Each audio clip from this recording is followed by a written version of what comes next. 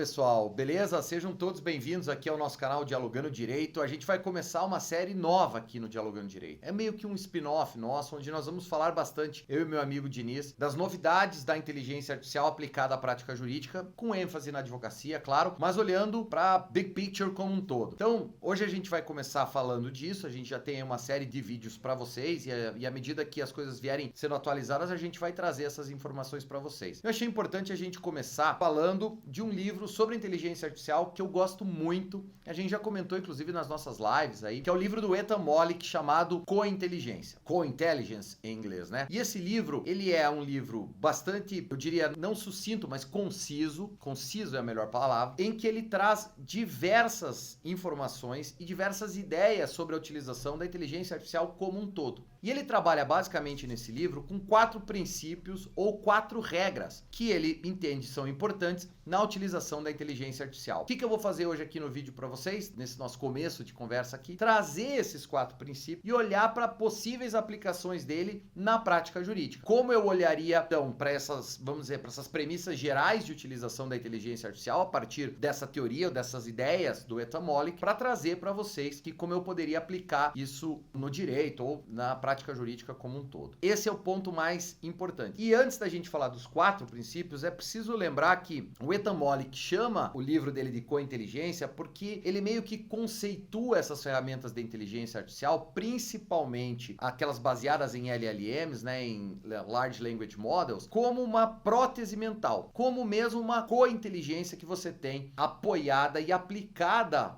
para estender a sua capacidade mental. Então isso é bastante importante porque isso te dá a noção de que a inteligência artificial, ela não está aqui, e essa é a premissa dele, para substituir você, mas sim para complementar a sua própria capacidade intelectual, a sua própria capacidade cognitiva, a sua própria capacidade mental. Isso é bastante importante porque isso é um eixo estruturante do pensamento dele. É o conceito dele sobre essas ferramentas de inteligência artificial e que me parece bastante aplicável e bastante verdadeiro, e parece não só bastante aplicável, bastante verdadeiro, mas parece um guia importante de utilização da inteligência e como eu vou ver a inteligência artificial, tá bom? Vamos começar falando desses 4 princípios então. O primeiro deles é o convide a IA sempre à mesa. Bring the AI to the table, né? Traga sempre ela para a mesa. O que ele quer dizer com isso? Que uma das principais premissas que você pode ter para aprender, para lidar com a inteligência artificial, é sempre trazê-la para a conversa, desde o começo, para você também poder se acostumar com ela, para você poder trazer para brainstorms, para pesquisas, para estruturação de peças, de pareceres. Eu acho que aqui tem 2 sentidos quando a gente olha para a prática jurídica. Eu acho que o primeiro deles é mais geral, é de você se acostumar a trabalhar sempre com essa prótese mental do teu lado para te ajudar. Isso vai fazer com que você, se acostume a trabalhar com as ferramentas de inteligência artificial e 2, comece a entender melhor as potencialidades dela e comece a entender aonde ela funciona e aonde ela não funciona. Então, isso é bastante importante no meu modo de sentir, porque você consegue não só ter ela sempre para te apoiar, mas saber aonde e como ela vai te apoiar melhor. Mas isso é uma premissa meio geral. Quando a gente olha isso pro direito ou para as aplicações jurídicas, isso já te permite fazer o seguinte: eu vou utilizar a inteligência artificial numa tarefa. O que eu vou fazer? Eu vou trazer ela só lá no final ou eu já vou trazer ela desde o começo para ela ir construindo comigo, para ela ir entendendo o contexto, para ela ir se aperfeiçoando, para ela entendendo a demanda. Então essa história de ter a IA sempre à mesa, ela te permite, me parece, aplicando isso ao direito, resultados rápidos e mais completos. Ultimamente aí os grandes LLMs aí, né, o ChatGPT, o próprio Gemini da Google e o Claude, nas últimas versões, estamos falando aí das 3 ferramentas mais utilizadas, eu diria, elas têm procurado estender as janelas de contexto e têm procurado cada vez mais se integrar num fluxo de trabalho que tem começo, meio e fim. Então, isso eu acho que acaba funcionando bem para esses aspectos. Então lembrem disso. Primeira coisa, traga a IA sempre à mesa. Segunda, essa é fundamental. Seja o humano no circuito. Ou como diria o Ethan Mollick em inglês, human in the loop. Não há outra forma de trabalhar corretamente com as ferramentas de inteligência artificial que não seja você supervisionando o trabalho dela. Quando a gente vê esse monte de notícia por aí de advogado sendo multado perdendo recurso, porque utilizou a ferramenta de inteligência artificial e não revisou o que ela fez para identificar alucinações, informações inexistentes, jurisprudência inventada, é porque não houve de forma adequada essa supervisão humana. E isso é fundamental. A inteligência artificial, a gente sempre fala isso, não vai fazer você trabalhar menos. Ela vai fazer você trabalhar melhor. Então isso faz com que você tenha sempre a responsabilidade, especialmente na prática jurídica, e aqui a gente pode falar em todas as esferas, de estar supervisionando, revisando o trabalho final antes da entrega desse trabalho, seja para um parecer, seja para uma decisão, seja no estrito trabalho da advocacia, num parecer, num contrato que você fez para o cliente, numa resposta à consulta, numa petição.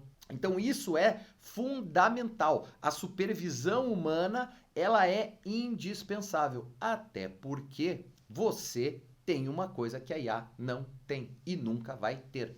A sua expertise, o seu conhecimento, o seu jeito de trabalhar também. Então tudo isso se acopla ou se amolda a esta ideia do Human in the Loop, de ser aquele que trabalha com a supervisão humana. Eu gosto de lembrar uma questão, em termos regulatórios no Brasil, que está borbulhando aí, que é a Resolução 615 de 2025 do CNJ, em que o CNJ trata das questões da inteligência artificial, regula a utilização dela e exige nessa resolução a supervisão humana sempre que alguém no judiciário utilizar uma ferramenta de inteligência artificial. Por quê? Por conta disso. Por conta também de riscos de viés algorítmico, de riscos de decisões automatizadas. Então, tudo isso só me parece que coloca mais em relevo a importância dessa segunda ideia, ou desse segundo princípio aí do Human in the Loop. Terceira ideia do Ethan Mollick: trate a IA como uma pessoa. E isso eu sempre brinco, não é para quando e se um dia os robôs tomarem conta do mundo, ela lembrar que você tratou ela como uma pessoa e te matar por último. Veja, não é por isso. Talvez também seja por isso. Mas é muito mais porque esses grandes modelos de linguagem, esses LLMs, eles foram treinados em linguagem natural. Então, é naturalmente, sem qualquer trocadilho infame, que ela vai responder melhor se você tratá-la como uma pessoa, se você conversar com ela em linguagem natural. Eu gosto sempre de dar o exemplo do speech to text do ChatGPT, da OpenAI, que é excelente. Você fala, ele entende perfeitamente, mesmo quando vai algum erro, ele consegue perceber. Por quê? Porque ele foi treinado em linguagem natural. E tem mais um detalhe aqui, quando a gente aplica isso para o direito, que tem a ver também com engenharia de prompt. Não só trate a IA como uma pessoa, mas diga qual pessoa que você quer que ela seja. Comande isso. Olha, atue como um advogado especializado no direito administrativo com ênfase em licitações e contratos. Atue como um advogado especialista em direito das famílias com perfil conciliador. Tudo isso funciona para você modelar e modular como a inteligência artificial vai compreender aquilo e te responder.